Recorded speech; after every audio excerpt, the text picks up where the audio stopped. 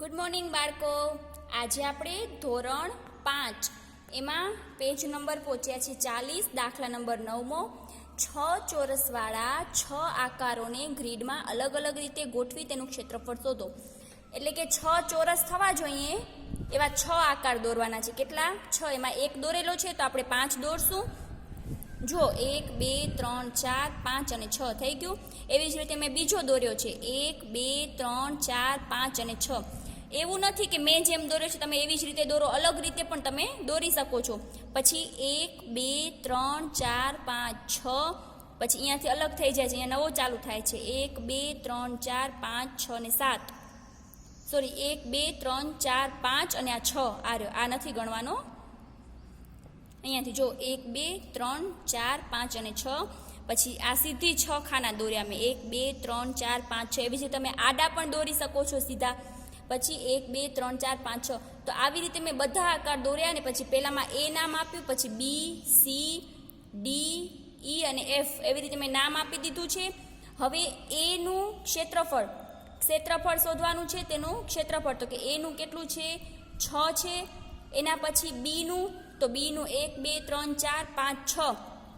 જો અહીંયા લંબાઈ કેટલી છે? 1 2 3 4 તો 4, અને પહોળાઈ છે 1 2 3 તો 4 તેરી 12 થશે. તો એનું ક્ષેત્રફળ કેટલું થશે? 12.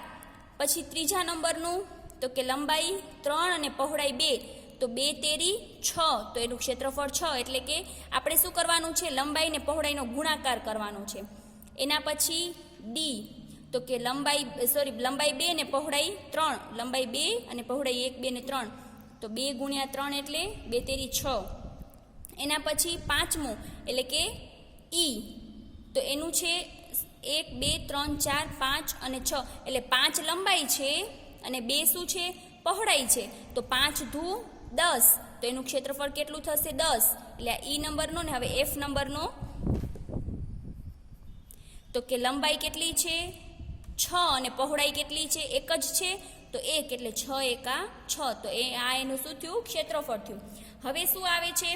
તો કે નીચે 8 ચોરસ સેમીનો લંબચોરસ છે. 2 સીધી લીટી દોરી આપેલ લંબચોરસને એક નાના લંબચોરસ અને સરખા ત્રિકોણમાં વિભાજિત કરો. શું કરવાનું છે? એક નાનો લંબચોરસ બનાવવાનો છે અને બીજું શું કરવાનું છે? તો કે એક સરખો ત્રિકોણ. તો આ જો હું અહીંયાથી વચ્ચેથી લીટી કરીશ ને તો આ તો ચોરસ બની જશે. આપણે તો લંબચોરસ બનાવવાનું છે તો અહીંયા કનેથી આવી રીતે કરીશ તો આ લંબચોરસ બની ગયો. આ લંબચોરસ બની ગયો. એટલે એક નાના લંબચોરસ અને 2 સરખા અહીંયા જો આપેલું જ છે અને આયરું 2 છે તો 2 સરખા ત્રિકોણ. તો હવે આનામાંથી મને 2 ત્રિકોણ કરવા છે તો હું શું કરીશ? આ ખૂણો અને આ ખૂણાને અહીંયાથી જોડી નાખીશ એટલે 2 ત્રિકોણ બની ગયા ને. તો હવે શું કરવાનું છે? નવા લંબચોરસનું ક્ષેત્રફળ, તો એનું ક્ષેત્રફળ કેટલું છે? 3 લંબાઈ અને 2 પહોળાઈ તો 3 દુ 6 તો કેટલું છે એનું? 6 ચોરસ સેમી. પછી નવા ત્રિકોણ 1નું ક્ષેત્રફળ એટલે આ પેલું ત્રિકોણ ને આ બીજું ત્રિકોણ. તો હવે જુઓ બંને છે ને ત્રિકોણ સરખા જ છે તો બંનેનું ક્ષેત્રફળ પણ કેવું હશે? સરખું હશે. હવે આ જો પહેલાં તમને ચોરસ કેટલા દેખાય છે? અહીંયા 2 ચોરસ દેખાય છે એટલે એનું 2 સેમી ક્ષેત્રફળ છે. એના અડધા આપણે ભાગ કરી નાખ્યા તો કેટલા સેમી થઈ જાય? 2 છે એનું ક્ષેત્રફળ, એમાંથી અડધો ભાગ કરી નાખ્યો એટલે ભાગ્યા 2 કરી નાખ્યા તો 2 ઉડી ગયા એટલે એનું ક્ષેત્રફળ 1. તો એનો મતલબ શું થયો? કે બંનેનું ક્ષેત્રફળ કેટલું હશે? 1 ચોરસ સેમી. પછી કોની પરિમિતિ વધારે છે તમે જોશો એટલે ખ્યાલ આવી જ જશે કોની વધારે દેખાય છે તમને? ટેબલની. તો એના ખાનામાં રાઈટ કરવાનું. પછી બાજુમાં શું કીધું છે? પ્રશ્ન નંબર 12માં કે છાયાંકિત ભાગનું ક્ષેત્રફળ શોધો. તો તમને કદાચ એમ થાય કે છાયાંકિત ભાગ કેવી રીતે? તો જુઓ અહીંયા તમે છે ને આ લાઈન આપેલી છે ને એને આખી આમ દોરી નાખો અને અહીંયા કને 1 સેમીનું માપ છે. જો દેખાય છે આ 2 વચ્ચે 1 સેમી, અહીંયા 1 સેમી. તો એવી જ રીતે તમે અહીંયા કને પણ 1 સેમીનું દોરી નાખો, આમ દોરાઈ જશે. તો હવે આ છાયાંકિત કેટલું છે? 1 2 3 4 તો એ 4 ખાના છે એટલે એનું ક્ષેત્રફળ કેટલું થયું? 4. અથવા તો લંબાઈ 2 ને પહોળાઈ પણ 2 એટલે 2 દુ 4 એમ થઈ શકે. પછી સેમ એ જ રીતે તમે ત્રિકોણનું દોરી નાખો. આ લીટી જ્યાં થાય છે શરૂઆત અડધી આપેલી છે તો આપણે અડધી દોરી નાખીએ એટલે પૂરેપૂરી દોરી નાખશું. હવે તમને એમ થાય કદાચ કે ત્રિકોણનું ક્ષેત્રફળ કઈ રીતે શોધવાનું? તો જુઓ ત્રિકોણમાં પહેલાં આખા ગણો તો આખા કેટલા? 3 છે. પછી અડધા કેટલા છે? આ 2 અડધા થશે એટલે 1 આખો બનશે એટલે 1 એટલે 4 થશે અને અડધો બીજો આ એટલે અડધો એટલે 4.5 તો કેટલા થયા? 4.5. એના કરતાં જો તમને બીજી રીતે કરવું હોય તો પહેલાં આખાનું ક્ષેત્રફળ શોધો. તો 1 2 3 1 2 3 એટલે 3 તેરી 9 થયું આખાનું ક્ષેત્રફળ. હવે અડધો કોરો છે તો અડધો છાयांકિત છે તો 9ના અડધા કેટલા થશે? 4.5 થશે. તો એનું ક્ષેત્રફળ કેટલું થશે? 4.5. એવી જ રીતે તમને 13માનું ક્ષેત્રફળ જોવાનું છે. ક્ષેત્રફળ તમને લંબાઈ ગુણ્યા પહોળાઈ ન ખબર પડે તો શું કરવાનું? ખાના ગણી લેવાના કે 1 2 3 4 5 અને 6. તો અનું ક્ષેત્રફળ કેટલું થશે? 6 ચોરસ સેમી. પછી બ તો 1 2 3 4 અને 5. તો એનું કેટલું થશે? 5. તો એવી જ રીતે ક ડ ને ઈનું ક્ષેત્રફળ આવડી જશે. તો એ તમારે જાતે ગણતરી કરીને લખવાનું છે. હવે પાછળ છે ચાલો ગૃહ કાર્ય કરીએ. હવે આનામાં તમને શું કરવાનું છે? પરિમિતિ શોધવાની છે. તો કઈ રીતે શોધવાની? તો પહેલાં એ જોઈ લો કે કોનું કોનું માપ કઈ બાજુનું નથી આપેલું. તો જો અહીંયા 2 આપેલું છે માપ, તો અહીંયા લંબચોરસમાં સામે સામે સરખા હોય. આ 2 છે તો એ સામે પણ 2 જ હશે. અહીંયા 4 છે તો સામે પણ 4 હશે. તો આપણે લખી નાખ્યા. હવે કરો બધાનો સરવાળો. તો 2 + 4 + 2 + 4. 4 ને 4 8. 2 ને 2 4. તો 8 ને 4 કેટલા થયા? 12 થયા. તો એની પરિમિતિ શું આવી જશે? 12 સેમી. સેમ એ જ રીતે કે જો અહીંયા 1 સેમી છે પણ અહીંયા નથી આપેલો તો આ પણ 1 સેમી હશે. પછી આ 3 સેમી માપ છે તો આ પણ 3 સેમી માપ હશે. બરાબર, નથી આપેલું તો. હવે આ 3 સેમી છે તો આ પણ 3 સેમી માપ હશે. હવે જુઓ તમે કે અહીંયા 8 સેમી થાય છે ને ઉપર કેટલા સેમી છે? મતલબ કે આ આખું 8 સેમીનું થાય છે. એમાં 3 ને 3 6 સેમીનું તો આવી ગયું. તો આ જે બાકીનું છે એ કેટલાનું હશે? 8માંથી 6 જશે તો 2નું હશે. તો આ કેટલાનું મળશે આપણને? 2 સેમીનું. તો હવે આ બધાનો શું કરવાનો? સરવાળો કરવાનો. ફરી પાછું સમજાવું કે તમને આ તો ખબર પડી ગઈ કે અહીંયા 1 છે તો આ 1 હશે. આ 3 સેમી છે તો આ બાજુ 3 સેમીની હશે. આ 3 સેમીની છે લાઈન તો આ 3 સેમીની હશે. તો આ કઈ રીતે શોધવાની? તો ઉપર પ્રમાણે શોધવાની કે આખી 8 સેમી એટલે આ આખું કેટલાનું થાય છે? 8 સેમીનું થાય છે. એમાંથી 3 સેમીનું 3 સેમીનું આ એટલે આ તો નીકળી ગયું 6 સેમી એટલે 2 સેમી બાકી રહ્યા. તો એનો મતલબ એમ કે આ જે છે 2 સેમી હશે ને. તો એ લાઈન એટલી ને એટલી નીચે છે તો એ 2 સેમી હશે. કેટલાની હશે? 2 સેમી. તો હવે બધાનો સરવાળો કે 1 + 8 + 1 + 3 + 3 + 2 + 3 + 3 એટલે સરવાળો કરશો એટલે જવાબ આવશે 24. સેમ એ જ રીતે અહીંયા કે આ 3 સેમી છે તો અહીંયા 3 સેમી હશે. આ 2 સેમી છે તો અહીંયા પણ 2 સેમી હશે. ને જો એમ ન ખબર પડે તો આ સામે જો આ 4 સેમી આપેલું છે કુલ, તો અહીંયા 2 સેમી આપેલા છે તો બાકીનું કેટલું વધ્યું? 2 વધ્યું ને, તો જ 4 થાય ને. તો અહીંયા 2 સેમી હશે. હવે કરો બધાનો સરવાળો. ફરી પાછું ઈ ને ઈ જ છે કે જો આ 2 સેમી છે, સોરી આ 2 સેમી છે ને આ લાઈન 2 સેમી છે એટલે ઊભી અને આડી બંને 2 સેમી છે. તો આપણે શું કરશું? આ સામેની જે 2 છે તો આ 2 સેમી હશે. હવે આ આડી જે છે ને અહીંયા 2 સેમી છે તો અહીંયા 2 હશે, અહીંયા 2 હશે અને અહીંયા 2 હશે. પછી ઊભી આ 2 છે તો આ ઊભી પણ 2 હશે, આ ઊભી પણ 2 હશે અને આ ઊભી પણ 2 હશે. ને ઉપર 1 છે તો અહીંયા 1 હશે. ફરી પાછું સમજાવું કે આડી જે છે ને આ એ 2 સેમી છે તો આ પણ 2 સેમી હશે, આ પણ 2 સેમી હશે અને આ પણ 2 હશે. પછી એવી જ રીતે આ ઊભી 2 છે તો અહીંયા 2 હશે, આ 2 હશે, આ 2 હશે અને આ 2 સેમી છે અહીંયા કને ત્રાસી સાઈડમાં તો આ પણ 2 સેમી હશે. તો અહીંયા કને ઉપર 1 છે તો આ 1 હશે. તો હવે કરો બધાનો સરવાળો. 2 4 6 8 10 12 14 16 18 20 ને 22 એટલે કેટલા સેમી થયા? 22. જો અહીંયાથી શરૂ કરશો એટલે 2 4 6 8 10 12 14 16 18 ને આ 20 ને 21 અને એક આ 22 તો કેટલા થયા? 22 સેમી.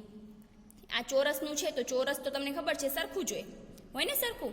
તો એનું બધાનો 3 જ સેમી માપ હશે અને આનું તો ત્રણેયનું માપ આપેલું છે તો શું કરવાનું? ત્રણેયનો સરવાળો કરવાનો. હવે તમને શું આવે છે તો કે એક્સનું માપ શોધવાનું છે. પરિમિતિ આપી દીધેલી છે પણ એક્સ આપણને શોધવાનું છે. તો કઈ રીતે કરવાનું? સેમ આગળની જેમ જ સરવાળો. પહેલાં જો આનું માપ શોધું તો કે 2 + 3 + 4 + x એ બધાનું માપ કેટલું આપેલું છે? 14 આપેલું છે. તો બરાબર 14. હવે આનો સરવાળો 2 ને 3 5, 5 ને 4 9. હવે પરિમિતિ 9 થવી 14 થવી જોઈએ જ્યારે કુલ સરવાળો 9નો આપેલો છે. તો આપણે 9માં કેટલા ઉમેરશું તો 14 આવશે? 9માં આ જે 3નો સરવાળો 9 છે તો 14માંથી છે ને આ 3 બાદ કરવાના.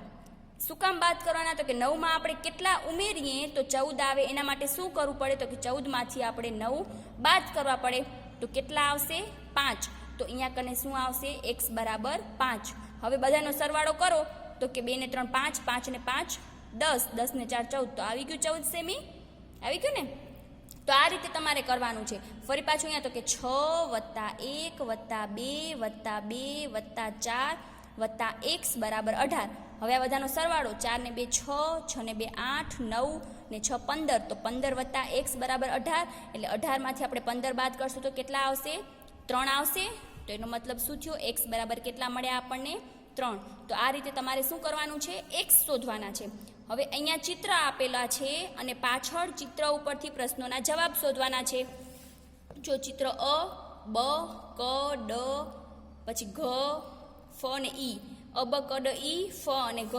હવે પાછળ શું કીધું છે? સૌથી મોટું પાંદડું કયું છે અને તેનું ક્ષેત્રફળ કેટલું છે? તો સૌથી તમને મોટું કયું દેખાય છે? જુઓ તો આ ઈ નંબરનું દેખાય છે. તો શું લખવાનું? કે સૌથી મોટું પાંદડું ઈ છે. અને કેટલા સેમી છે? તો શું કરવું પડશે? આપણે ચોરસ ગણવાના. અંદર કેવી રીતે ચોરસ ગણવાના? તો કે પહેલાં આખા ગણવાના, પછી અડધાથી ઓછા, એટલે અડધાથી સેજ ઓછા હોય એવા ગણવાના, અને પછી અડધા ગણવાના. બરાબર? હવે જો પહેલાં હું આખા ગણું કે આખાથી વધારે, અડધાથી વધારે અને આખા. જો 1 2 3 4 5 6 7 8 9 10 11 12 13 14 15 16 17 આખા થયા. હવે અડધા, તો કે અડધા જો 1 2 3 4, પછી આ 5,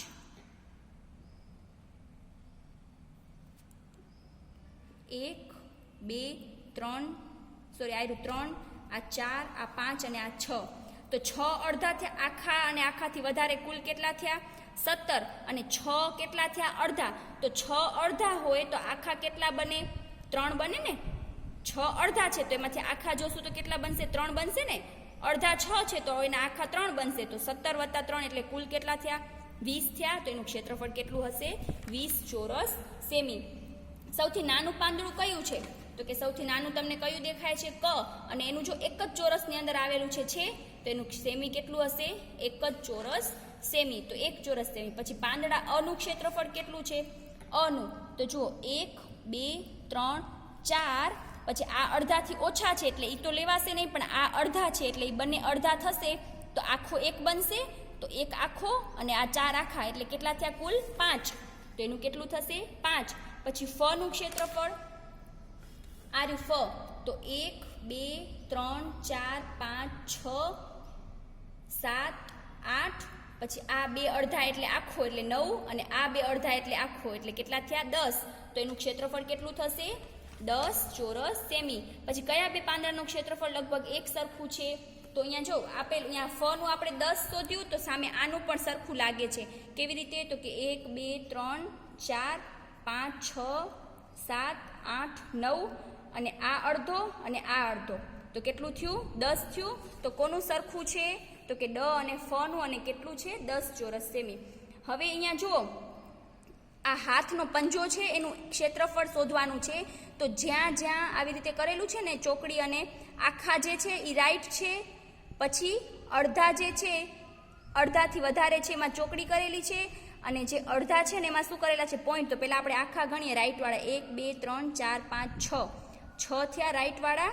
પછી ત્રિકોણ, તો કે આ ચોકડી 1 2 3 4 5 6 7 8 9 10 11 12, આ 12 થયા. હવે ટપકા 1 2 3 4 5 6, કેટલા થયા? 6. હવે જુઓ અહીંયા કને શું આપેલું છે? પોઈન્ટવાળા જોવો અને ચોકડીવાળા જોવો. તમને કયા મોટા દેખાય છે? ચોકડીવાળા. તો મતલબ કે ચોકડીવાળા જે છે ને એ કેવા છે? ચોકડીવાળા જે છે એ કેવા છે? તો કે એ અડધાથી વધારે છે. તો હંમેશા આખાનું ક્ષેત્રફળ તો એ જ થશે. અડધાથી વધારે છે એનું ક્ષેત્રફળ પણ કેટલું થશે? એટલું જ થશે. પણ આ પોઈન્ટવાળા જે દેખાય છે ને એ અડધા છે. કેવા છે? અડધા. તો અડધા એટલે તો કે અડધા 6 હોય તો આખા કેટલા થાય? 3 થાય. હવે કરો સરવાળો. 12 ને 6 18, 18 19 20 અને 21. તો એનું ક્ષેત્રફળ કેટલું થયું? 21 ચોરસ સેમી. હવે એવી જ રીતે છેલ્લું છે દાખલા નંબર 5માં કે આનું ક્ષેત્રફળ ટિકિટનું શોધવાનું છે. તો શું કરવાનું તમારે? આ બોક્સ જે છે ખાના એ ટિકિટના ગણવાના છે. ગણી અને પછી અહીંયા લખવાનું છે. મેં તમને આગળ કરાવી દીધું છે ને એ પ્રમાણે શું કરવાનું, આ ટિકિટના જે ચોરસના બોક્સ જે છે ને એ તમારે ગણી અને અહીંયા લખવાના છે. પછી આ છઠ્ઠામાં છાयांકિત ભાગનું, પહેલાં પણ મેં તમને છાयांકિત ભાગનું કરાવ્યું. જો એમ ન ખબર પડે તો શું કરો તમે, તો કે આવી રીતે જો ચોરસ દોરી નાખો. હવે આ જો આ દોરેલું છે ને ચોરસ, આ લાઈનમાં લાઈન તમે આ દોરી નાખો પૂરેસૂરી, તો તમને એના ઉપરથી તમને ખબર પડી જશે. આ જો અહીંયા કને તમને નથી દોરેલી, પણ આનામાં હું આવી રીતે દોરી નાખું છું. તમે પણ આવી રીતે દોરી અને તમે ક્ષેત્રફળ શોધી શકો છો.